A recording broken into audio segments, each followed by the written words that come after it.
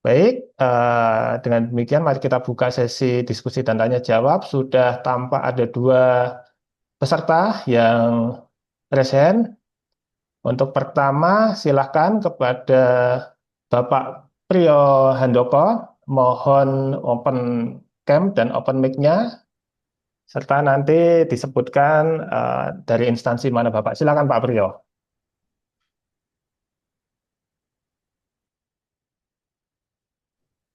Eh, Assalamualaikum, selamat siang, salam sejahtera untuk kita semua. Mohon izin, eh, Bapak Direktur Pak Immanuel dan Bapak Rianto, mohon izin menyampaikan pertanyaan. Eh, Sebelumnya, saya Prihandoko dari Dinas Perdagangan Kota Surakarta. Yang mau saya tanyakan adalah Kota Surakarta ini adalah kota perdagangan yang memiliki basis konsumen yang sangat beragam. Terkait tema hari ini adalah perlindungan konsumen di e-commerce. Itu bagaimana model kolaborasi yang ideal antara kita di pemerintah daerah dengan pemerintah pusat serta platform e-commerce untuk melakukan edukasi massal, di mana yang kita tahu ini saat ini program program perlindungan konsumen ini sementara ini yang saya lihat hanya sifatnya menara gading, yaitu hanya di level nasional, tidak sampai ke daerah.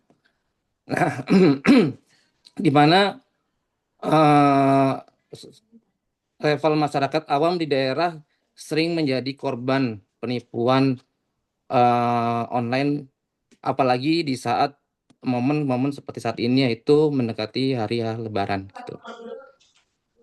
Nah, di mana kami ini sebagai apa namanya warga kami di kota kami masing-masing seringkali menjadi pintu pertama bagi warga yang mengadu ketika merasa dirugikan atau tertipu saat belanja di e-commerce.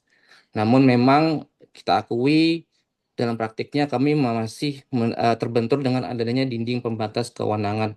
Oleh karena itu, ke depannya diharapkan dengan adanya webinar seperti ini tidak ada lagi dinding pembatas kewenangan tersebut, sehingga integrasi antara pemerintah daerah dengan pemerintah pusat maupun dengan platform e-commerce menjadi lebih sinergi dan lebih baik. Itu yang pertama. Mungkin saya boleh izin, boleh dua, Pak Moderator? Silakan Bapak. Boleh. Baik. Yang kedua adalah dalam konteks perlindungan konsumen. Setiap platform yang saya ketahui itu biasanya memiliki service level agreement dalam hal penanganan, baik itu penanganan pengaduan ataupun penanganan pengaduan konsumen.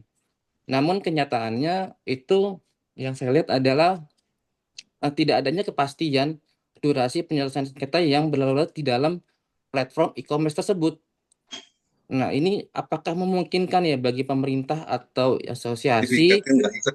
untuk menetapkan standar SLA secara nasional yang transparansi kepada Aduh, konsumen? nyalain lagi. Bisa. Contohnya eh, misalkan saja seperti maksimal pengembalian dana refund atau penyelesaian barang rusak wajib tuntas dalam 2 kali 24 jam sejak bukti divalidasi, seperti itulah contohnya, seperti itu.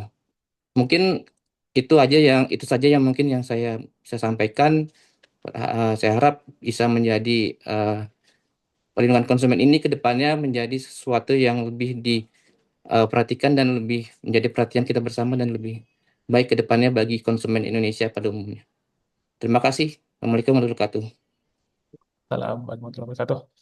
Baik, izin Pak Arianto dan Pak Immanuel lanjut atau kita tamu terlebih dahulu atau langsung dijawab saja Bapak? Oke, satu persatu penanya saja ya Bapak, Pak Immanuel, Pak Arianto. Boleh, boleh, Pak. Ya, ini satu persatu saja biar lebih fokus ini.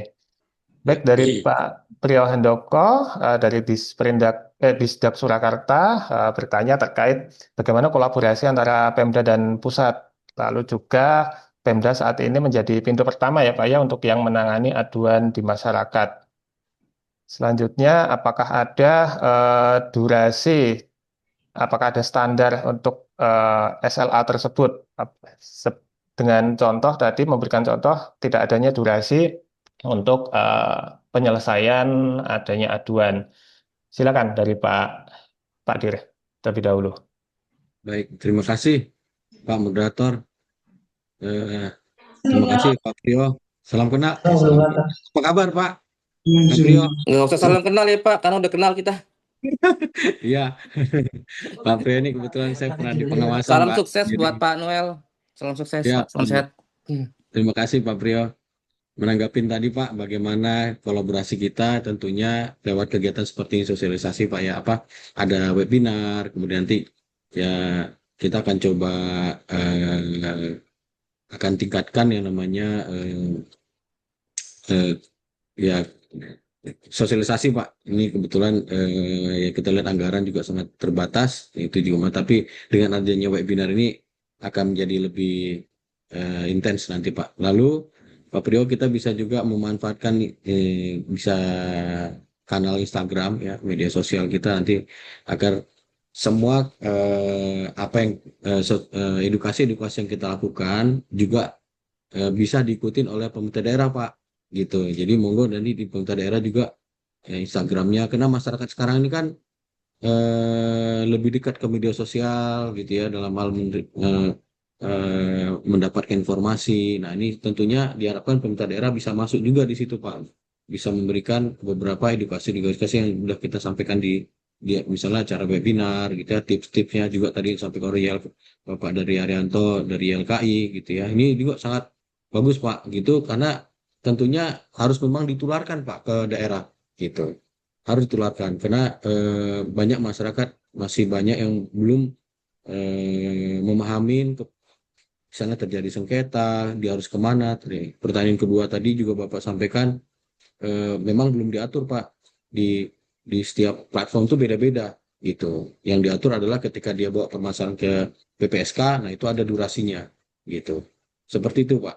Gitu. Tapi kalau untuk memang dirasa konsumen tidak puas dengan eh, misalnya pengembalian dana atau barang yang sudah diberi kemudian diretur tapi tidak sesuai juga penyelesaiannya, silakan ke BPSK. Mungkin itu dari saya Pak. Terima kasih Pak Prio.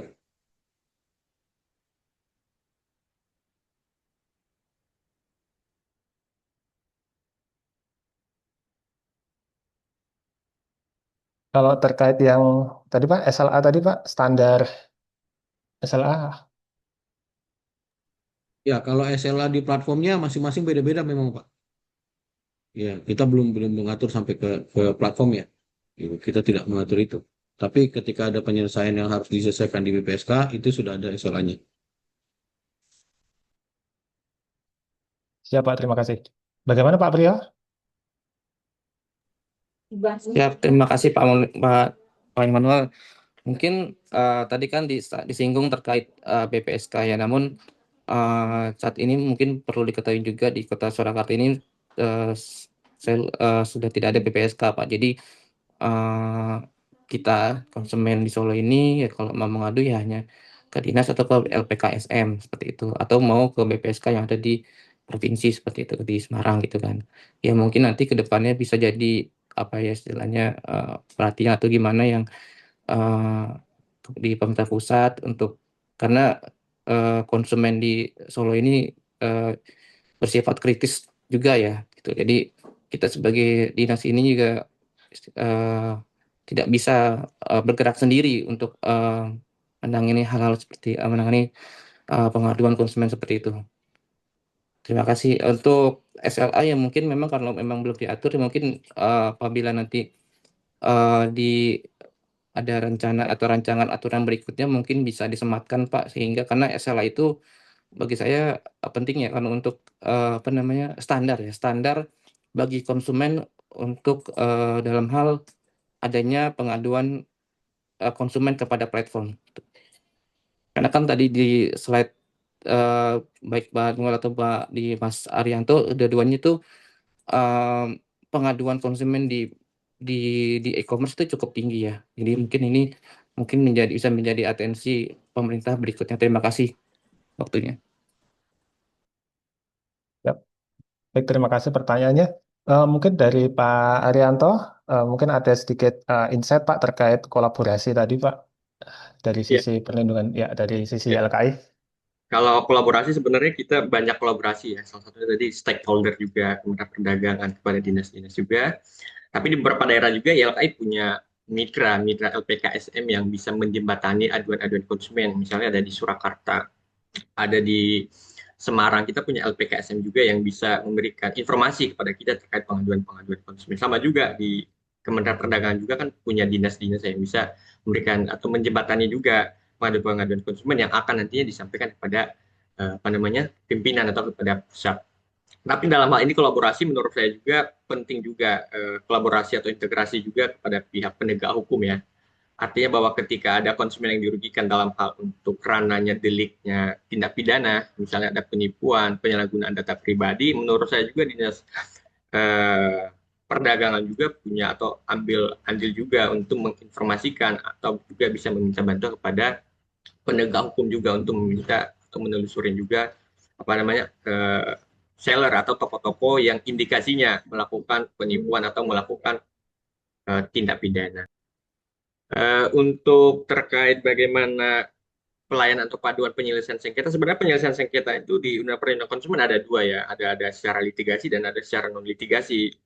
Tadi sudah disampaikan oleh Pak Immanuel terkait non litigasi ya, non litigasi itu bisa sampai melalui apa BPSK, melalui mediasi, arbitrase dan lain sebagainya, dan bisa juga melalui LPKSM juga. Kalau misalnya ada kehendak, kalau non litigasi itu biasanya tidak ada paksaan ya, ketika para pihak atau ketika konsumen dan pelaku usaha itu bersama-sama untuk menyelesaikan atau meminta diselesaikan oleh diselesaikan oleh pihak BPSK maupun juga pihak LPKSM itu boleh. Tapi kalau misal salah satu pihak itu tidak mau, maka mau nggak mau akan dibawa ke jalur litigasi melalui gugatan pengadilan, melalui gugatan misalnya wan prestasi atau perbuatan melawan hukum. Dan itu sah-sah saja ketika misalnya konsumen, karena konsumen itu punya hak untuk melakukan secara konstitusional, itu konsumen itu punya hak untuk melakukan gugatan ketika hak-haknya itu dirugikan oleh pelaku usaha. Mungkin hal itu yang perlu diperhatikan. Tadi sudah disampaikan terkait bagaimana kalau misalnya ada platform itu ada keseragaman penyelesaian ya. Misalnya 10 hari ketika aduan itu sudah masuk, aduan konsumen sudah masuk di platform, maka 10 hari setelah itu maka harus dinyatakan selesai atau dikembalikan hak konsumen, misalnya pengembalian refund. Tapi agak susah juga karena kita melihat bahwa di e-commerce sekarang ini banyak, tadi disampaikan oleh Pak Manuel bahwa beragam aturan-aturan. Jangankan soal pengembalian dana, mungkin kalau misalnya kita lihat juga terkait, mungkin sekedar informasi aja, terkait kehilangan paket ya. Kemarin kami nanganin kasus juga. Kebetulan konsumen ini mengirim paket KTP dan ijazah anaknya keluar kota. Tahu-taunya barang itu tidak sampai dan dinyatakan hilang. Nah, kalau misalnya kita lihat ketentuan pelaku usaha jasa ekspedisi, itu 10 kali harga pengiriman. 10 kali itu ketentuan, udah itu ibarat klausul baku ya, itu ketentuannya ada 10 kali. Nah, kalau kita lihat bahwa 10 kali kalau misalnya pengiriman itu 10.000, 10 kali 10 berarti 100.000 dong diganti pelaku usaha kepada konsumen. Kalau kita lihat bahwa kerugian imaterial pengurusan KTP dan pengurusan ijazah itu cukup banyak, cukup lama, dari ijazah SD ke ijazah SD ke SMA itu kan itu butuh 9 tahun ya untuk bisa mendapatkan ijazah. Masa dibayar dengan 10 kali biaya ongkir, dan hal itu menurut kami juga hal yang urgent dan harus diperhatikan juga, walaupun di lain sisi ada kewajiban ya untuk memberikan apa namanya asuransi, tapi di lain sisi juga kalau kita lihat bahwa konsumen itu tidak tersampaikan, terinformasikan lebih awal ketika melakukan pengiriman suatu barang. Mungkin hal itu yang diatur secara ricik ya, karena di platform atau di ekspedisi itu kan mereka punya hak untuk menentukan ya aturan-aturan tersendiri, dan itu berlaku untuk lex spesialis ya, untuk mereka pelaku usaha dalam hal untuk operasional kerja-kerja ekspedisi. Mungkin itu aja dari saya, Pak Priyo Handoko ya. Salam kenal Bapak ya. Baik, terima kasih Pak Priyo atas pertanyaannya. Sudah cukup Pak Priyo? Baik, terima kasih sudah cukup Pak. Siap, baik. Untuk yang resen berikutnya silakan Disperindak. Silakan Baik. Bapak. Terima kasih Pak. Yang saya hormati para narasumber dan juga peserta yang dengar pada pagi menjelang siang hari ini. tadi saya menyimak tema Mohon daripada, izin Pak, perkenalkan terlebih dahulu Bapak, nama dan instansi. oh iya, nama saya Pak Wayan. Kebetulan saya dari Dinas Pendidikan di Pak. Jadi mungkin sedikit aja pertanyaan saya Pak, atau yang saya sampaikan adalah tadi saya pertama kali melihat tema daripada webinar pada pagi hari ini, THR aman, belanja nyaman, perlindungan konsumen di e-commerce. Nah, saya kira THR tahun ini itu akan naik secara signifikan, Pak. Artinya, kalau naik secara signifikan, tentunya belanjanya akan nyaman. Dan ternyata perlindungan konsumen secara e-commerce. Tapi nggak apa-apa. Jadi, dinas dalam hal ini, di dalam melakukan perlindungan konsumen, tentunya melakukan pengawasan. Nah, yang kita lakukan pengawasan itu terhadap barang dan jasa yang secara rutin kita lakukan ke pelaku usaha. Tentunya kalau pelaku usaha melanggar aturan atau barang atau jasa yang mereka jual dan melanggar, tentunya kita akan memberitahu jangan sampai barangnya itu dijual kembali, dan juga kita memberikan bimbingan kepada pelaku usaha. Tentunya kalau barang yang dijual itu tentunya harus sesuai dengan aturan yang berlaku. Yang kedua, pertanyaan saya itu adalah untuk pengawasan secara e-commerce atau penjualan secara online, apakah dinas berhak melakukan pengawasan terhadap pelaku usaha yang menjual barang atau jasa secara online? Kalau berhak, mekanismenya seperti apa dalam rangka perlindungan terhadap konsumen ini? Bapak Ibu yang saya hormati dan Bapak narasumber, tentunya dalam perlindungan konsumen, Dinas Perindak sudah melakukan beberapa langkah. Yang pertama tentunya melakukan sosialisasi terhadap masyarakat atau konsumen di beberapa daerah tentunya, dan kerjasama sama kampus sebagai narasumbernya dan LPKSM dan BPSK. Nah, tentunya hal ini pun belum cukup untuk memberikan sosialisasi terhadap pelaku usaha, dan karena keterbatasan anggaran di tempat kita. Dan memang perlindungan konsumen itu bukan hanya dinas saja, tapi ada lembaga lain seperti BPSK, LPKSM, dan YLKI. Nah, tentunya YLKI juga berhak kalau ada misalnya konsumen yang merasa dirugikan, berhak melaporkan baik itu ke YLKI maupun LPKSM. Nah, perbedaannya tentunya kalau BPSK itu ada majelisnya. Nah, tentunya saya tidak tahu apakah LKI ada majelisnya dan LPKSM ada majelisnya atau tidak. Nah, tentunya kalau BPSK itu mengeluarkan suatu putusan yang ditandatangani seperti dikata Pak Direktur PKTN tadi, bahwa ditangani oleh majelis pelaku usaha dan konsumen. Nah, di sini pun salah satu wewenang BPSK itu adalah mengawasi klausul baku, tetapi sampai saat ini belum pernah kita lakukan, Pak. Karena tentunya kalau dalam mengawasi klausul baku itu terjadi banyak pelanggaran. Tentunya salah satunya wewenang BPSK itu masuk ke sana. Mungkin kami di dinas keterbatasan anggaran, kami tidak bisa melakukan untuk pengawasan hal tersebut. Nah, tadi saya lanjutkan untuk kewenangan BPSK itu tadi Pak Direktur menyampaikan adalah kalau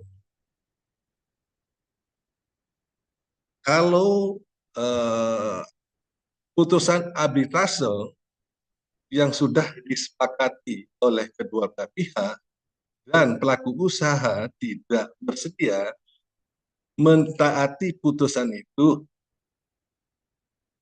LPSK berhak untuk melaporkan ke penyidik. Seperti itu Pak ya.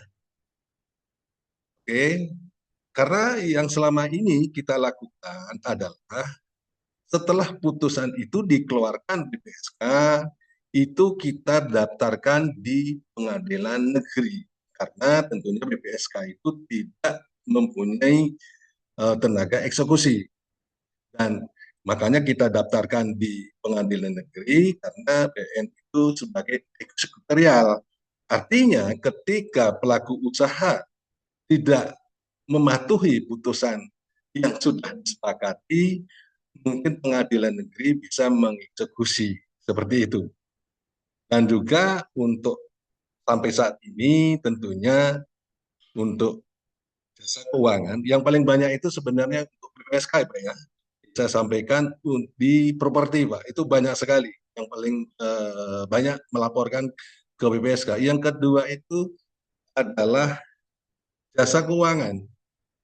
Nah, tentunya kalau jasa keuangan itu tidak bisa kita tertangani karena untuk jasa keuangan itu sudah ada LAPSDK, Lembaga Alternatif Penyelesaian Sengketa Jasa Keuangan. Nah, itu pun LAPJSK itu bisa menangani kalau misalnya pelaku usaha itu terdaftar di LAPJSK. Tetapi kita di BPSK tidak menutup kemungkinan untuk jasa keuangan itu bisa terima karena dalam Undang-Undang Nomor 8 itu menyebutkan konsumen tidak menyebutkan konsumen apa seperti itu. Makanya kadang-kadang kita bisa menerima untuk pengadaan tersebut. Tetapi kalau misalnya kita mengirim surat pemanggilan terhadap pelaku usaha khususnya jasa keuangan dan dia tahu undang-undangnya, dia akan menyampaikan keberatan dan tidak bisa untuk bersengketa di BPSK. Seperti itu, Pak.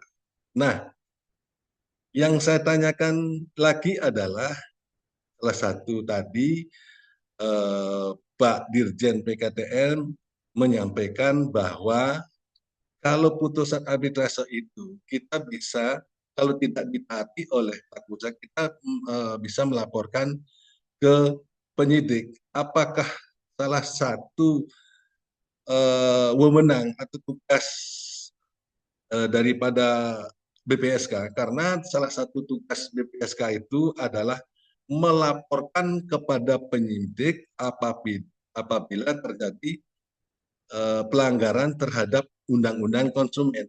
Apakah yang dimaksud Bapak seperti itu apabila terjadi putusan arbitrase dan tidak disepakati, tidak ditaati oleh pelaku usaha, apakah bagian daripada kewenangan BPSK atau seperti apa?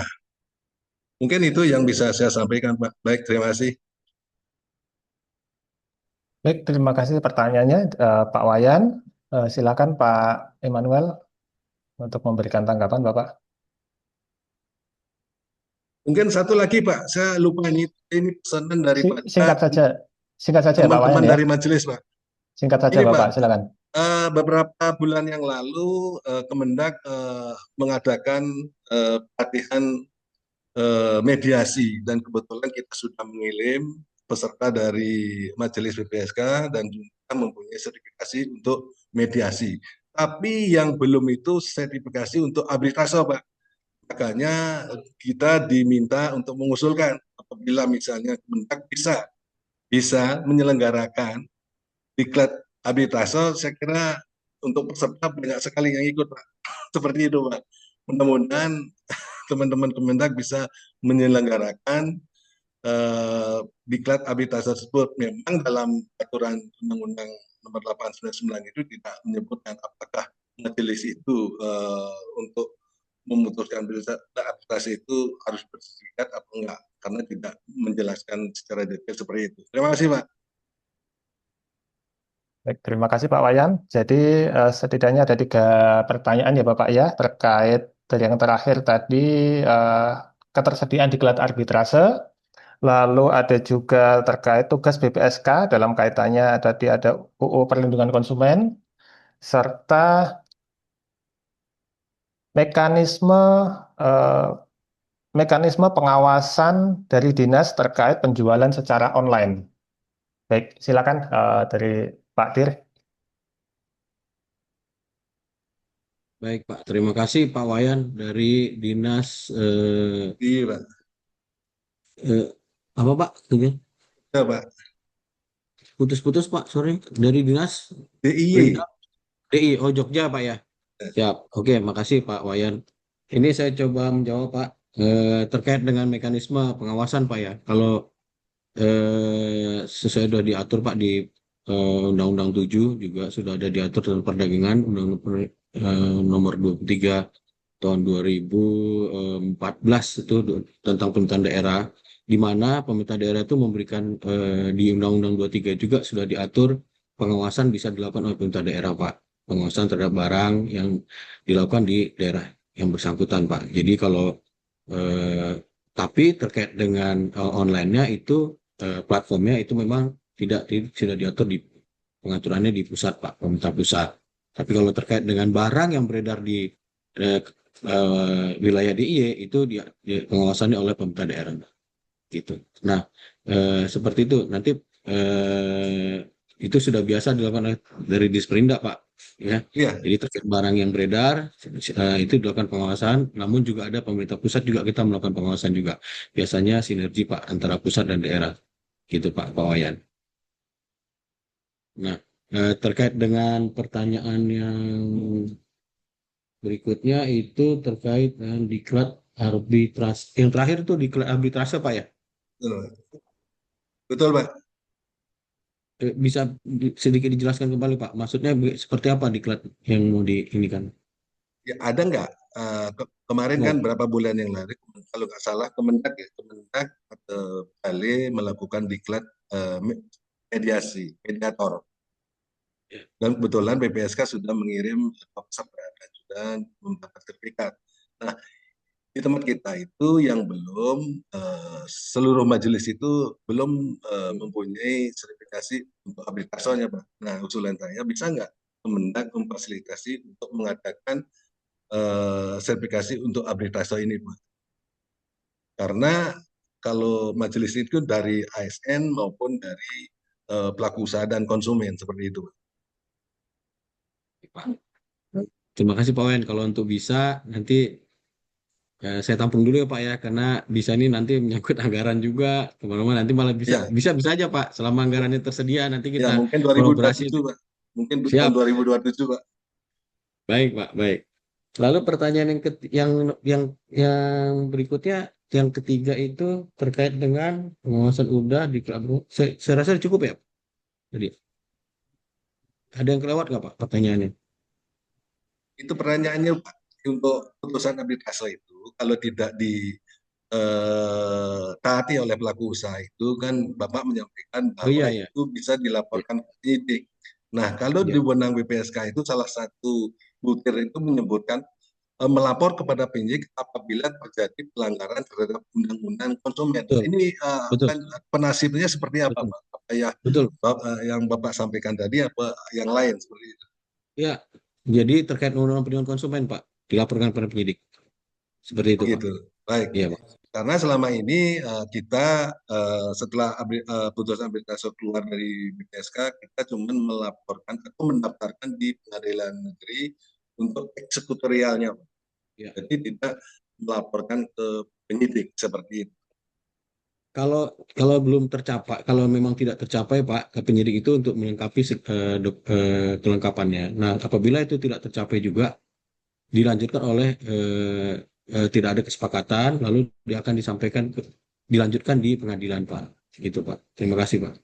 Baik, terima kasih, Pak.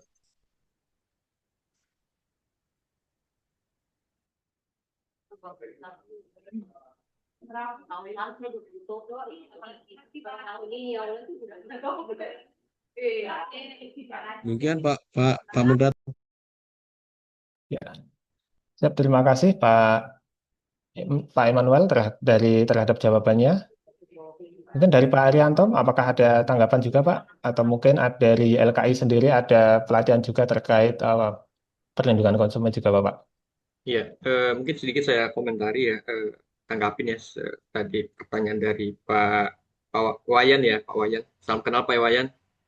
Ya terkait bagaimana pelaku usaha yang pernah melanggar ya, apakah masih bisa melakukan penjualan produk di e-commerce? Tentu harapan kita dilakukan pengawasan ketat ya, pelaku usaha yang memang sudah melakukan pelanggaran itu di backlist dan diharapkan tidak boleh melakukan promosi dan penjualan lagi di e-commerce. Itu yang pertama. Yang kedua, apakah YLKI tadi sudah disinggung YLKI terkait mekanisme aduan-aduan yang diterima YLKI Bapak ya, selama ini seperti apa sih, dikemanakan saja? Sebenarnya kita YLKI kalau SOP kita di YLKI menerima pengaduan itu kita sortir dulu Pak. Sortir dulu, kita lihat apakah pengaduan ini masuk kategori sebagai sengketa konsumen apakah tidak. Mungkin tadi sudah disampaikan apakah dia itu sebagai konsumen akhir atau konsumen antara. Soalnya kan kebanyakan juga kalau kita terima banyak sekali korporat atau pelaku usaha ya, pelaku usaha dengan pelaku usaha melakukan pengaduan di LKI. Nah, misalnya PT memesan produk ke PTB. Nah, itu kami juga lihat, oh ini PT dengan PT berarti transaksinya bukan konsumen akhir, tapi konsumen antara. Nah, otomatis kami sarankan, tapi kami tidak menolak, tapi kalau misalnya konsumen sudah datang, kami arahkan, kami edukasi, kami sampaikan informasi bahwa saya ini bukan ranah atau perlindungan konsumen yang karena Bapak dikategorikan sebagai konsumen antara. Bapak bisa menempuh jalur lain, misalnya melalui jalur hukum dan lembaga-lembaga lain. Nah, itu yang pertama. Yang kedua, ketika itu ranahnya perlindungan konsumen dan sengketa konsumen, maka kami suratin atau meminta klarifikasi ya kepada pelaku usaha, berkirim surat 7 sampai 14 hari untuk direspon. Kalau misalnya tidak ada respon, mungkin sampai kirim ke surat kedua untuk bisa direspon. Kalau memang sama sekali tidak direspon, maka kami mengadu ke lembaga terkait. Misalnya kalau komoditas jasa keuangan, kami kemarin ke OJK. Kalau misalnya komoditas misal jual beli, misalnya Kementerian Perdagangan, kemarin kami pernah mediasi ya PKTN juga terkait banyak kasus konsumen kemarin itu yang banyak itu pengaduan terkait gold gym dan masalah konser juga dimediasi oleh Bapak Ibu dari Kementerian Perdagangan dan banyak juga kasus-kasus yang lain. Nah, kalau misalnya YLKI, misalnya ada penyelesaian nih pengaduan konsumen, tapi para pihak itu sepakat untuk dimediasi YLKI, kami terbuka Pak. Tahun ini kami menerima 4 sampai 5 pengaduan yang diselesaikan YLKI secara langsung. Yang pertama dari sekolah ya, kemarin sekolah kurang lebih kerugian itu 40 juta, ada juga masalah paket yang 25 kerugian material, ada juga kemarin masalah skincare. Tapi kami kalau kita lihat di Undang-Undang Perlindungan Konsumen sebenarnya tidak ada kewajiban, itu kembali ke para pihak. Apakah mereka berkenan untuk dimediasi LKI? Kami LKI membantu untuk, dan kami di LKI dalam hal mediasi kami tidak bisa mengintervensi, tapi itu adalah kesepakatan para pihak. Apakah mereka sepakat untuk diselesaikan atau tidak? Kalau misalnya tidak, maka mereka berhak untuk melakukan tindak lanjut ke lembaga terkait, mungkin dari BPSK. Kalau BPSK tidak direspon, mungkin ke lembaga peradilan. Itu yang pertama. Yang kedua, terkait hak eksekutorial. Memang betul Pak, ini dilema juga bagi kami sebagai LPKSM ya, terkait jasa keuangan, terkait hak eksekutorial ini. Banyak sekali teman-teman juga konsumen yang mengadukan ini bagaimana, ini putusannya sudah diputus, tapi untuk melakukan putusan dari BPSK itu tidak bisa dilakukan tindakan. Ya, ujung-ujungnya nanti juga akan dibawa ke pengadilan. Nah, hal itu artinya belum ada kepastian atau belum ada hak yang pasti ya untuk bisa dilakukan eksekutorial. Nah, banyak juga kasus juga para pelaku usaha ya, kalau mereka sudah melihat bahwasanya BPSK juga memang belum ada kepastian hukum, ya udah kita tunggu aja di pengadilan. Kebanyakan gitu. Mereka menunggu aja di pengadilan. Kita tunggu aja di pengadilan. Kalau misalnya BPSK mengirim surat 1, 2, 3, mereka nggak respon pelaku usaha yang ini ya, yang sudah tahu triknya. Mereka itu nggak merespon dan mereka menunggu di pengadilan secara litigasi. Dan itu yang perlu kita dorong juga di Undang-Undang Perlindungan Konsumen. Itu saran kami juga kemarin ada rencana ya, sedang digarap juga Undang-Undang Perlindungan Konsumen amandemen itu. Kami juga perlu penguatan lembaga, salah satunya BPSK juga. Bagaimana BPSK itu punya hak eksekutorial ya. Sekarang kita ada penyelesaian, ada mediasi, arbitrase, dan konsolidasi. Artinya kalau misalnya ketiga tahap itu tidak diselesaikan, maka baru naik ke atas misalnya pengadilan. Kalau misalnya kita melihat di undang metode penyelesaian hubungan industrial Bapak Ibu PHI, penyelesaian hubungan industrial, mereka itu punya jalur penyelesaian kasus yang menurut saya itu bisa juga diadopsi di sengketa perlindungan konsumen. Misalnya kalau misalnya ada pekerja atau karyawan yang haknya dirugikan, maka itu diselesaikan dulu secara bilateral pelaku usaha dengan pihak industri ya, pemberi kerja dengan pihak penerima kerja, itu bilateral. Kalau misalnya tidak diselesaikan, baru naik ke dinas. Itu tripartit, secara tripartit. Nah, kalau misalnya tidak diselesaikan, baru ke PHI, Pengadilan Hubungan Industrial. Nah, kalau misalnya konsumen karena pengennya atau karyawannya karena pengennya langsung di PHI ke pengadilan, tidak menempuh ke tadi secara bilateral dan tripartit, bipartit dan tripartit, maka pengadilan itu menolak.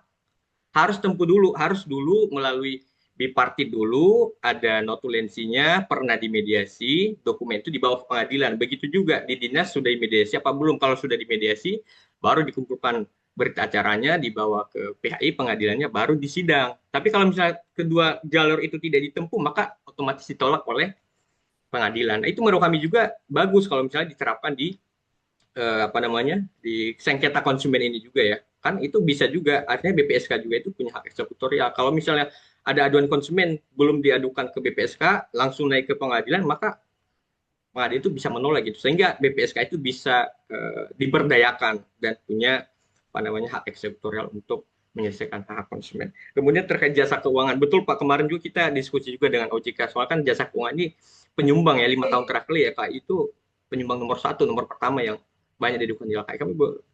Kami berdiskusi dengan OJK, sebenarnya ini bagaimana sih penyelesaian sengketa konsumen ini terkait BPSK. Soalnya ada tumpang tindihnya penyelesaian, ada kewenangan BPSK dan ada juga kewenangan OJK untuk menyelesaikan sengketa konsumen. Dan itu masih belum terjawab juga. Soalnya kalau kami juga mendengarkan informasi dari teman-teman BPSK, mereka punya kewenangan untuk menyelesaikan konsumen. Tapi kebanyakan juga ketika diputus oleh BPSK justru dibantah oleh OJK. BPSK itu tidak punya kewenangan untuk menyelesaikan kasus-kasus terkait jasa keuangan, karena itu adalah kewenangan dari otoritas jasa keuangan. Mungkin hal itu yang menurut kami juga perlu kita dorong ya Bapak Ibu, terkait Undang-Undang Perlindungan Konsumen. Hal seperti itu yang perlu kita antisipasi agar Undang-Undang Perlindungan Konsumen itu dapat lebih menguatkan dan lebih pro kepada konsumen dan tidak ada kekosongan hukum ke depannya. Mungkin itu aja Pak dari saya. Baik, terima kasih Pak. Baik, terima kasih Pak Wayan, juga Bapak narasumber atas jawabannya. Selanjutnya, silakan resen Ibu Suci, UPT P2K Perindak Provinsi Sulteng. Silakan Ibu Suci. Baik, terima kasih atas kesempatan yang diberikan. Assalamualaikum warahmatullahi wabarakatuh. Izin salam kenal untuk Bapak Dir Perlindungan Konsumen, Bapak narasumber dari LKI. Izin saya Suci dari UPT P2K Disperindak Prof Sulteng. Baik, untuk Sulteng sendiri, untuk BPSK itu ada 5 dan YLKI 1. Materi yang diberikan sangat bermanfaat untuk kami di daerah, karena juga ini termasuk tupoksi saya sendiri di perlindungan konsumen. Sedikit untuk bertanya, kedua Bapak narasumber, pertanyaan Suci ini kan, di mana di sosmed sekarang ini kan, baik di FB, IG, TikTok, itu e-commerce sendiri itu kan banyak terjadi sengketa konsumen. Baik itu di belanja online di sosmed atau plafon yang disediakan secara digital. Pertanyaan saya, apakah kita sebagai konsumen bisa melacak alamat bila terjadi sengketa konsumen itu sendiri?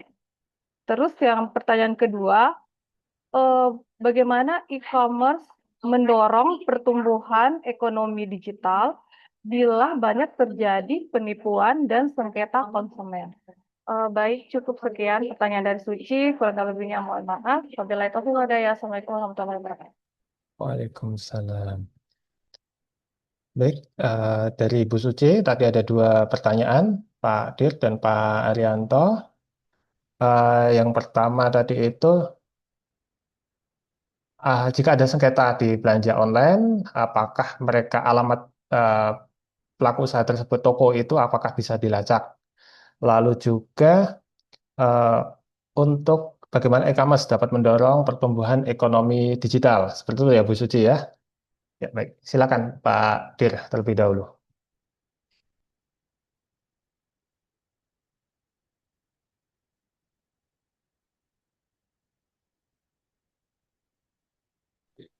Ya, terima kasih Pak Moderator, Bu Suci, dari Prof. Sultan ya Bu ya. Iya, Pak. Ini sebenarnya pertanyaannya lebih tepat ke teman-teman di PMSC nih. Oh, oke, Pak. Kalau untuk melacak pelaku usaha yang melacak pelaku usaha ya di toko e-commerce ya gitu ya Bu ya. Ya. Alamat pelaku usaha. Eh, Sepertinya nanti bisa disampaikan ke kalau saya belum pernah ini menerima itu. Tapi ya kalau misalnya ada keluhan seperti itu baik nanti kita tampung atau mungkin bisa nanti eh, biasanya kan kalau platform e-commerce misalnya Tokopedia ya bisa menyampaikan keluhan-keluhannya itu nanti dimediasi sama si platform misalnya contoh Tokopedia itu biasanya saya juga pernah Bu. Jadi tapi kalau untuk melacak alamat itu kita belum pernah tahu tapi mungkin nanti bisa disampaikan dengan eh, ke kami ke PMSC ya. Apakah bisa atau enggak karena saya belum pernah nih. Lalu terkait apakah e-commerce dapat mendorong pertumbuhan ekonomi secara digital? Tentunya bisa. Artinya karena eh, di dalam platform e-commerce juga itu ada banyak UMKM yang bergabung di e-commerce. Semakin tinggi pembeliannya, maka itu akan juga sangat berpengaruh pada ekonomi. Terima kasih Bu. Mungkin itu Pak Moderator. Ini ada tambahan dari Pak Haryanto. Silakan.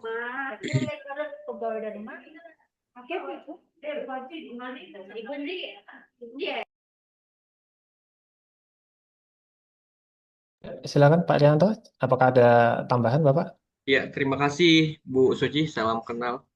Mungkin sedikit ya saya tambahkan terkait apakah konsumen punya hak untuk melakukan pelacakan pada pelaku usaha ya. Tapi kita lihat dulu apakah pelaku usaha dalam artian nakal atau tidak beretikat baik dalam hal melakukan modus-modus penipuan mungkin bisa Bu. Dan juga saran kita kalau misalnya ada indikasi penipuan dan pelayanan tidak sesuai bisa diadukan kepada lembaga terkait. Kalau misalnya ada ranah penipuan ya, misalnya mengakses data pribadi Ibu, nomor kontak Ibu diakses dan juga melakukan transaksi, biasanya tuh banyak pengaduan juga kepada kami Bu. Layanan misalnya Kredivo itu diakses oleh pihak ketiga karena data pribadinya itu sudah bocor ya, sehingga dilakukan transaksi dan itu hampir belasan juta dilakukan transaksi dan merugikan konsumen. Kemarin terakhir juga di kartu kredit Bapak Ibu, kartu kredit konsumen itu diakses oleh orang yang tidak dikenal, diakses oleh pihak yang tidak bertanggung jawab, dilakukan transaksi 43 juta. Dan sekarang juga kemarin kami sudah advokasi juga ke OJK juga bagaimana kaum rentan ini bisa dilindungi gitu. Bagaimana hak-hak konsumen bisa dilindungi. Nah, kalau misalnya ada indikasi seperti itu, saran saya biasanya itu ada dari penegak hukum ya, pihak penyidik juga mereka punya tim cyber untuk menelusurin pelaku usaha pihak penyalahgunaan data pribadi atau pihak pelaku, dugaan pelaku yang melakukan tindak pidana kepada konsumen. Mungkin hal itu yang bisa dilakukan Ibu. Kemudian bagaimana pertumbuhan ekonomi mendorong pertumbuhan ekonomi ketika masih ada permasalahan. Nah, ini sebenarnya tantangan juga buat kita Bapak Ibu, bukan hanya tantangan buat Kementerian Perdagangan tapi kepada kami juga sebagai LPKS bagaimana sengketa-sengketa konsumen bisa diminimalisir. Soalnya kan kalau misalnya kita bilang ditiadakan itu agak susah karena kita lihat bahwa sekarang ini dengan mudah ya transaksi-transaksi itu dan kerentanan untuk sengketa konsumen itu sangat besar kemungkinan akan terjadi. Artinya bahwa dengan adanya kolaborasi dengan stakeholder, dengan para pihak dan juga literasi kepada konsumen juga bisa meminimalisir sengketa-sengketa konsumen. Begitu, Bu.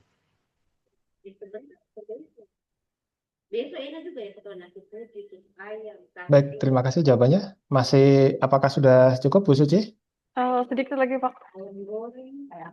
Baik untuk Pak Arianto dari LKI, kebetulan kalau untuk Sulteng sendiri, tadi kan sempat disinggung tentang penyelesaian sengketa keterbatasan antara OJK dan BPSK itu sendiri.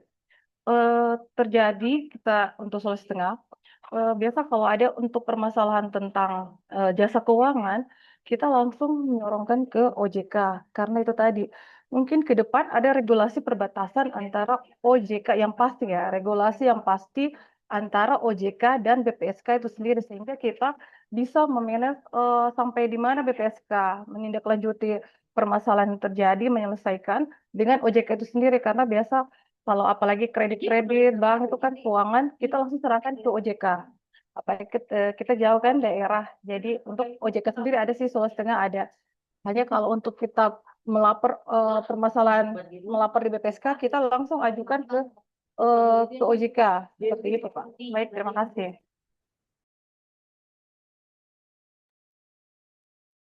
Silakan Pak Arianto.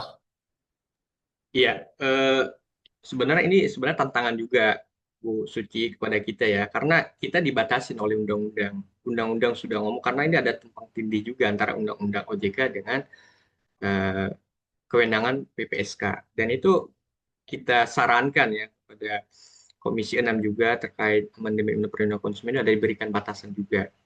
Nah, kemarin kami juga sempat juga mendengar juga komentar atau respon dari teman-teman BPSK.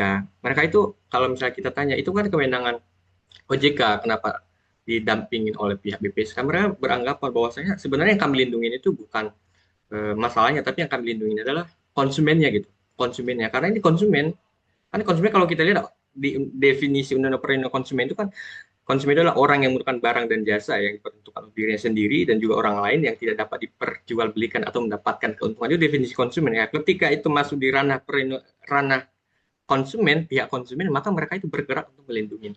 Ya terserah nanti mau tumpang tindih karena itu tupoksi mereka. Artinya bahwa sebenarnya kalau kita pertentangkan undang-undang dengan undang-undang sebenarnya nggak ada titik temu.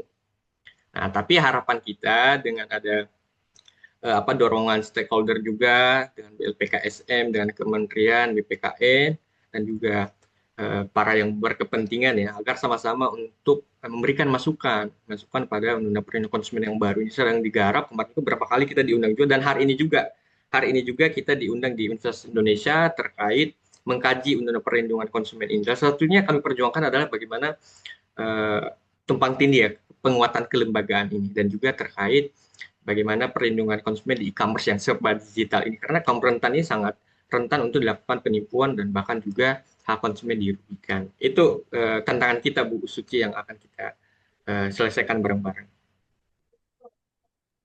Baik, Pak. Mungkin ke depan insya Allah akan lebih diperbaiki lagi untuk regulasinya antar lembaga yang ada. Baik, terima kasih. Baik, terima kasih atas pertanyaannya. Ada satu yang telah resen, namun mohon maaf untuk menunggu sebentar. Kita masuk ke slide terlebih dahulu. Ada beberapa pertanyaan yang muncul di sini. Akan saya bacakan, izin Pak Dir dan Pak Arianto. Ada pertanyaan, apakah sosmed FB, WA, IG, dan TikTok itu legal? Dan bagaimana cara mengatur pelaku usaha yang berjualan di sosmed? Serta di mana sebaiknya melakukan belanja online? Mungkin satu lagi juga, bagaimana saling berkaitan, bagaimana cara kita mengetahui bahwa penjual di marketplace itu tidak bermasalah? Dan berapa lama apabila ada masalah ditindaklanjuti? Untuk yang terakhir tadi sebenarnya sudah dijawab oleh ketika pembahasan terkait SLA tadi. Silakan Pak Dir, Pak Immanuel. Baik Pak, terima kasih Pak Moderator. Terkait pertanyaan tersebut Pak, kalau di kita Direktorat Pemberdayaan Konsumen ini terkait dengan pembelian di e-commerce ini kita ada kerjasama Pak MOU dengan IDEA, di mana nanti kalau terjadi ada permasalahan terkait dengan konsumen transaksi di e-commerce ini bisa kita sampaikan, kita koordinasikan dengan IDEA Pak. Mungkin seperti itu Pak. Baik. Kalau ini Pak, terkait cara mengatur pelaku usaha yang berjualan di media sosial, Bapak. Mungkin apakah Kalau terkait dengan menjual di media sosial, kita memang tidak ada kewenangan untuk mengaturnya, Pak. Untuk mengatur pelaku usahanya, gitu. Mungkin nanti ada di pengaturan tersebut ada di PMSC, Pak. Iya. Siap. Baik, Pak. Mungkin dari Pak Arianto.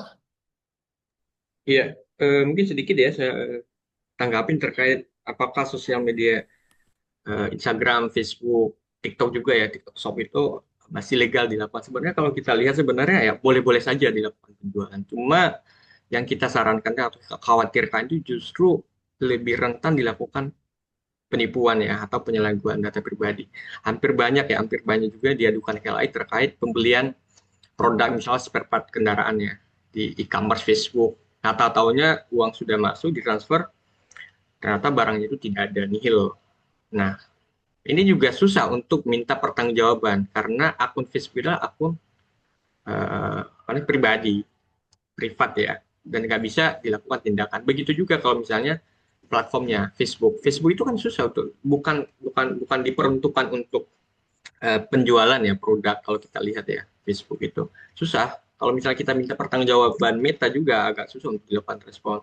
Nah makanya saran kita kalau melakukan pembelian itu pada konsumen itu lakukan pembelian pada e-commerce atau platform-platform yang sudah terverifikasi. Tapi walaupun sudah terverifikasi dan sudah legal juga, seringkali terjadi permasalahan. Tadi sudah saya sampaikan.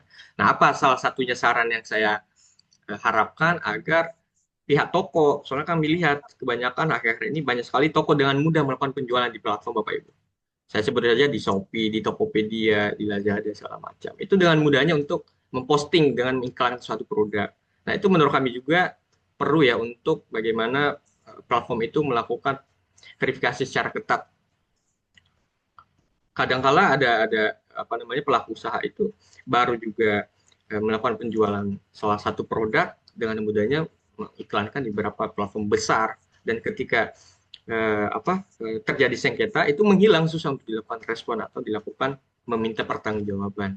Nah, hal itu jangankan yang legal ya Bapak Ibu, jangankan yang ilegal, yang legal saja masih ada masalah-masalah. Artinya bahwa kita tetap waspada. Tadi sudah saya sampaikan trik-trik bagaimana agar kita terhindari dari transaksi digital yang dapat merugikan konsumen adalah melihat platformnya apakah sudah verifikasi, kemudian ulasan-ulasannya apakah sudah ada positifnya. Biasanya ada ulasan, ada foto-foto yang di posting ya oleh konsumen yang sudah pernah atau berbagi pengalaman pada toko tersebut. Mungkin itu hal yang perlu diwaspadai Bapak Ibu.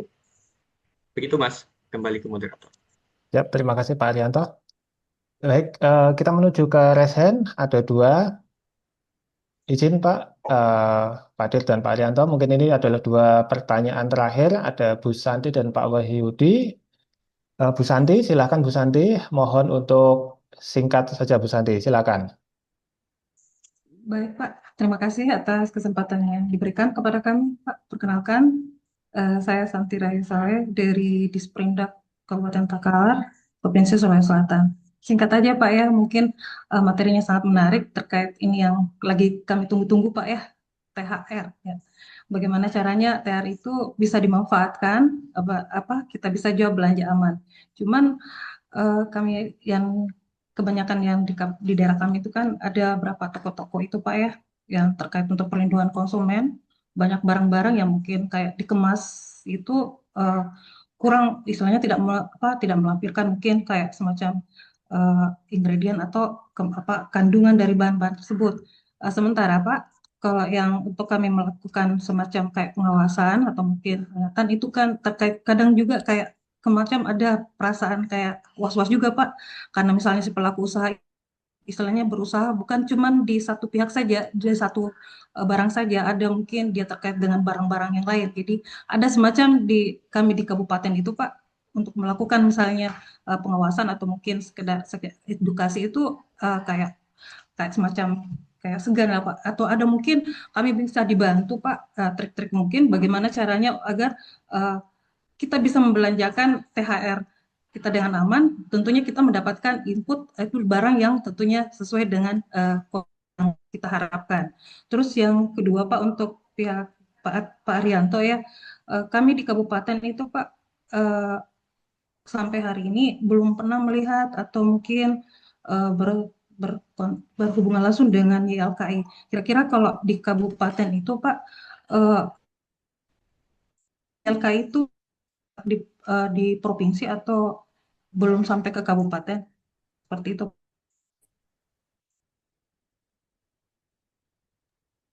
Baik Bu Santi, terima kasih pertanyaannya. Ada 2 terkait trik cara kita bisa belanja THR dengan aman ya Bu ya. Lalu juga apakah YLKI itu sudah masuk sampai di kabupaten, khususnya di Takalar. Silakan, Pak Immanuel terlebih dahulu. Baik, terima kasih Pak Moderator, Bu Santi. Eh, Tips supaya THR aman ya Bu ya. Belanja sesuai kebutuhan nih satu Bu, penting ya. Belanja sesuai kebutuhan. Lalu ketika membeli, perhatikan informasi yang ada di produknya. Apakah kalau dia makan minuman, apakah sudah ada eh, eh, apa label BPOM gitu ya untuk memastikan. Kemudian kadaluarsanya, kadaluarsanya jangan-jangan sudah kadaluarsa gitu ya Bu ya. Lalu memperhatikan apakah kalau dia produk yang luar makanan itu garansinya ada. Nah, itu biasanya bisa dicek untuk e-commerce ya Bu ya. Lalu kemudian eh, metode pembayaran ya. Metode pembayaran juga jangan sampai salah ketika melakukan pembayaran. Nah, lalu pilih penjual di mana di tokonya itu biasa ada review-review, Bu. Bisa dilihat di review-review dari setiap orang yang sudah melakukan transaksi. Biasanya kalau reviewnya bagus gitu ya, itu ratingnya bintangnya 5 gitu, penuh gitu. Nah, itu bisa jadi membantu untuk melakukan pembelian. Lalu jangan lupa nih setelah melakukan pembelian transaksinya disimpan karena itu jadi bukti ketika ada sengketa. Dan kami menyarankan tidak berbelanja di media sosial karena itu bukan tempatnya, Bu. Tadi Pak Arianto juga sudah menyampaikan itu.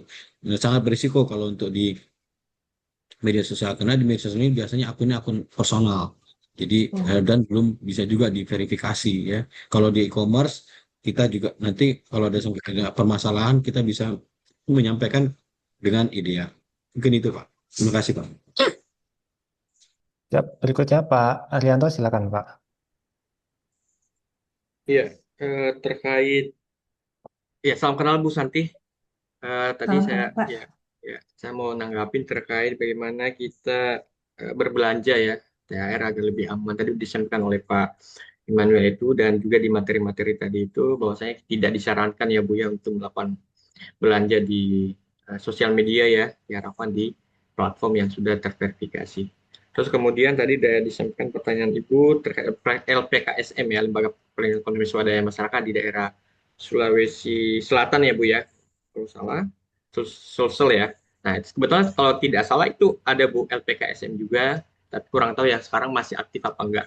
Dulu pernah masih ada komunikasi karena ini Bu tantangan juga sebagai LPKSM ya, banyak sekali yang LPKSM yang masih pergerakan-pergerakan perlindungan konsumen masih belum karena mungkin karena sumber daya manusianya ya, SDM-nya masih kurang dan juga dan operasional masih belum belum tercukupi ya dalam hal untuk operasional kantor sehingga teman-teman LPKSM tidak bisa melakukan pemilihan kepada konsumen. Tapi ada beberapa LPKSM yang masih standby dan tetap berjuang untuk melakukan pelindungan konsumen pada masyarakat.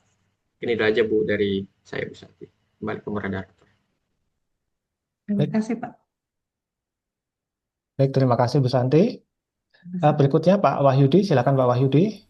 Mohon untuk singkat Bapak. Iya, singkat. Assalamualaikum Pak. Assalamualaikum Pak. Apa bisa dengar? Suaranya kecil sekali Pak Wahyudi. Oh kecil ya. Aduh.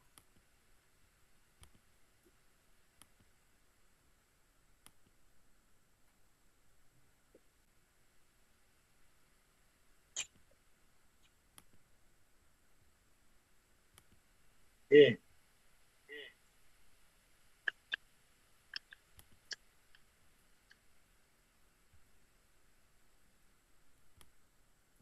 Atau mungkin jika ada kendala teknis Bapak, silakan untuk menulis di kolom chat saja Pak. Oh iya. Ini Pak, ada dengar? Masih kecil. Kecil Pak. Oh, Iya. nanti di chat aja kalau gitu. Nanti saya chat aja Pak. Baik, silakan Bapak. Iya.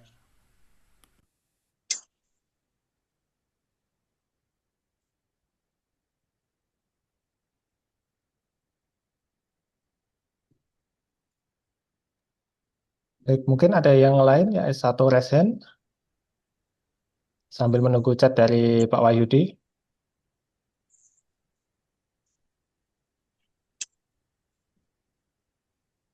Atau jika tidak ada, saya yang izin bertanya nih, Pak Arianto dan Pak Dir.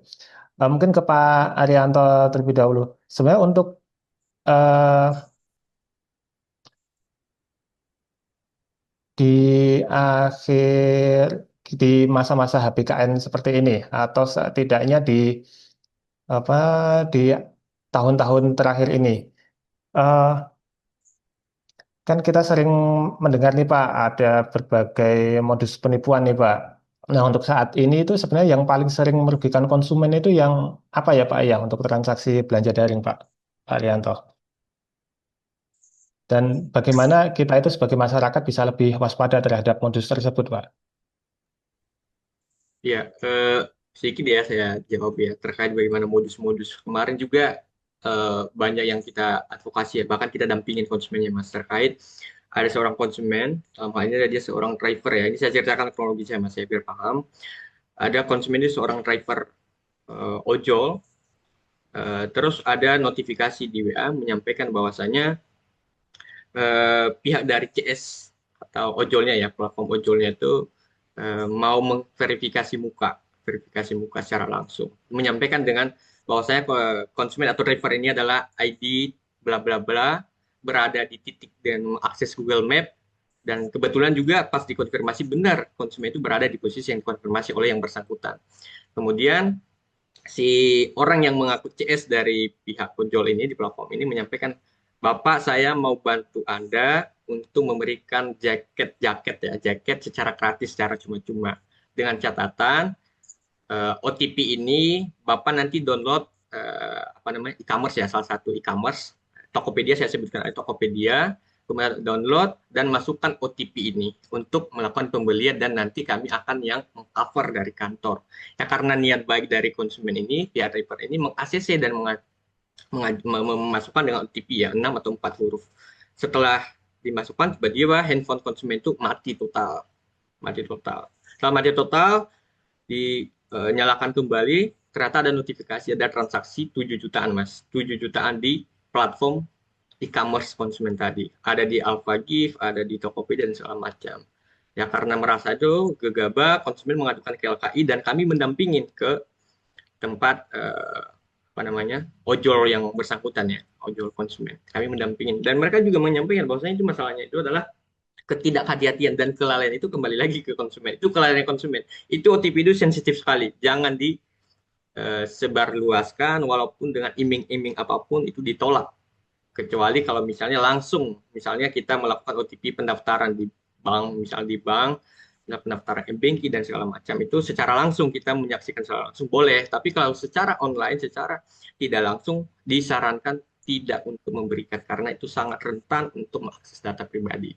Nah itu yang pertama. Yang kedua juga pernah Mas, kita menerima pengaduan itu transaksi di kartu kredit 45 jutaan. Kebetulan konsumen, saya sampaikan saja agar bisa sebagai pembelajaran dan informasi buat kita. Konsumen ini datang ke bank, terus mendaftarkan kartu kredit. Namun kartu kredit itu belum diaktifasi. 2 minggu kemudian, ada yang mengaku dari pihak bank yang bersangkutan menginformasikan kepada konsumen bahwasanya, Ibu, saya bantu Ibu untuk aktivasi kartu kredit Ibu dengan masukkan kode OTP. Nah, karena Ibu itu paham dan tidak tahu bahwasanya, ya otomatis secara logika aja nggak mungkin orang lain yang mengetahui selain orang bank bahwasanya konsumen ini punya kartu kredit dan belum diaktifasi. Itu yang perlu digarisbawahi. Nah, setelah terjadinya OTP dan dimasukkan, 2 jam setelahnya muncul di email ada transaksi 45 jutaan di kartu kredit konsumen. Nah, setelah dikonfirmasi ke pihak bank melepas tanggung jawab. Itu adalah kelalaian konsumen, ketidakhati-hatian konsumen untuk memberikan kode OTP. Nah, hal itu sebagai pembelajaran juga kepada kita, Mas dan Bapak Ibu juga, bahwasanya OTP itu sangat rentan ya dalam hal melakukan transaksi di e-commerce atau melalui digital platform. Begitu, Mas. Ya, berarti biasa OTP dan itu ya Pak ya, klik link Seperti itu ya Pak ya. Saya Betul, kemarin betul. sempat terjadi banyak sekali kasus yang mengklik dapat kiriman link tertentu, lalu diklik akhirnya HP-nya ngehang, akhirnya tercatat transaksi yang tidak kita lakukan. Itu ya Pak Arianto ya. Siap, siap. Baik, oh ini Pak Wahyudi sudah menuliskan di kolom chat yang pertanyaannya adalah bagaimana kiat-kiat ketika kita terkena hal yang tadi dikatakan tadi, kemana kita harus bertanya dan bertindak. Serta untuk SDM perlindungan konsumen ini bagaimana caranya untuk kami, apa ini Pak Wahyudi ini, mengupgrade ilmu perlindungan konsumen ini. Ya, mungkin dari Pak Dir, silakan Pak Dir. Baik, terima kasih Pak Moderator. Terkait ada sengketa dalam hal transaksi, bisa tadi sudah di paparan-paparan tadi kita sampaikan, pengaduannya bisa disampaikan ada juga di Kemendak, YLKI, BPKN ya, BP. Nanti untuk setelah terjadi sengketa ya, misalnya ada merasa eh, tidak sesuai ya, tentunya bisa ke BPSK. Nanti prosesnya nanti apabila di BPSK pun merasa kurang ya hasil dari putusannya, bisa melakukan di pengadilan begitu Pak. Lalu berkaitan dengan mengupgrade knowledge dari konsumen, ya tentunya paparan yang tadi kita sampaikan gitu ya, tadi disampaikan oleh Pak Arianto juga itu bisa diulang-ulang Pak, dibuka kembali, nanti bisa dipelajarin, dilihat, itu sudah eh, kalau menurut kita sudah sangat bagus. Bisa juga dengan membuka situs Jen PKTN, Kemendak, ya, bisa lalu belajar dari ini juga bisa Pak, dari literatur banyak di e-commerce juga banyak tuh ada disampaikan hati-hati dalam berbelanja, bertransaksi. Mungkin itu Pak Moderator. Terima kasih. Baik, terima kasih jawabannya Pak Manuel. Ada sedikit tambahan mungkin dari Pak Arianto? Ya, mungkin sedikit ya udah disampaikan terkait bagaimana pengaduan ya, kemana saja kita mengadukan itu disampaikan oleh Pak Dir. Tapi saya sampaikan juga bahwasanya kalau misalnya ada apa namanya dugaan tindak pidana ya, kalau misalnya ada penipuan, penyalahgunaan data pribadi, kita sarankan juga Bapak Ibu atau konsumen juga mengadukan ke lembaga kepolisian ya, Polsek, Polres, untuk melakukan tindak lanjut terkait adanya dugaan mengakses data pribadi dan juga penyalahgunaan penipuan. Nah, terkait aspek pengetahuan ya, sebenarnya sama seperti ini Bapak Ibu. Kalau kita bisa pengen lebih mendalam lagi terkait perlindungan konsumen, sebenarnya ya ada beberapa literasi juga, literasi buku-buku juga, dan jurnal juga, dan juga bisa juga kita berpengalaman dengan webinar-webinar seperti ini juga memberikan pencerahan dan memberikan perspektif ya berbagai ragam permasalahan tadi, berbagai persoalan yang kami terima di YLKI khususnya, modus-modus yang dilakukan pelaku usaha, modus-modus yang dilakukan oleh penjahat ya, oknum penjahat dalam hal untuk mengelabui korban untuk melakukan transaksi, dan itu hal itu yang perlu menjadi pembelajaran buat kita agar terhindar dari berbagai ragam atau cara yang dilakukan oknum dalam melakukan penipuan atau merugikan hak konsumen. Mungkin itu aja Mas Udah dari saya.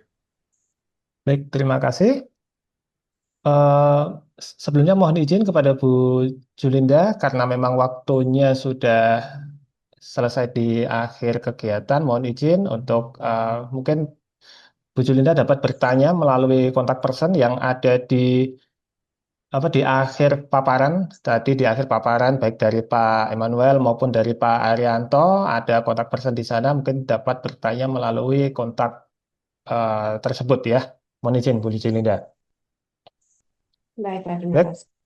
siap. Baik, Bapak Ibu peserta yang kami hormati, tidak terasa sudah sampai di penghujung sesi diskusi webinar pada pagi dan hingga siang hari ini.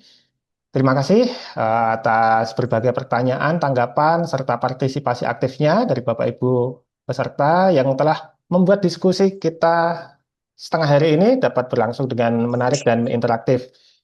Dan tentu saja kami mengucapkan terima kasih sebesar-besarnya kepada kedua narasumber, Bapak Direktur, Bapak Immanuel Tarigan Sibero, serta Bapak Arianto Hereva, atas berbagai wawasan, pengalaman, serta pengetahuan yang telah dibagikan kepada kita semua. Bapak Ibu yang kami hormati, sebagai penutup dari sesi diskusi yang telah kita lakukan, dapat kita simpulkan bahwa perkembangan perdagangan melalui sistem elektronik atau e-commerce itu telah memberikan banyak kemudahan bagi masyarakat, namun juga menghadirkan berbagai tantangan baru dalam perlindungan konsumen. Oleh karena itu, diperlukan upaya bersama dari berbagai pihak, baik itu pemerintah, pelaku usaha, lembaga perlindungan konsumen, dan pastinya masyarakat untuk menciptakan ekosistem perdagangan digital yang aman, transparan, dan berkeadilan. Peningkatan literasi konsumen, penguasaan regulasi serta pengawasan, serta partisipasi aktif masyarakat dalam menyampaikan pengaduan menjadi bagian penting dalam memperkuat dalam sistem perlindungan konsumen di Indonesia. Dengan demikian, diharapkan masyarakat dapat bertransaksi secara lebih bijak, lebih aman, dan pastinya lebih terlindungi, khususnya dalam momentum meningkatnya aktivitas belanja menjelang HBKN. Dan akhir kata, demikian rangkaian sesi diskusi yang dapat saya pandu pada kesempatan webinar hari ini.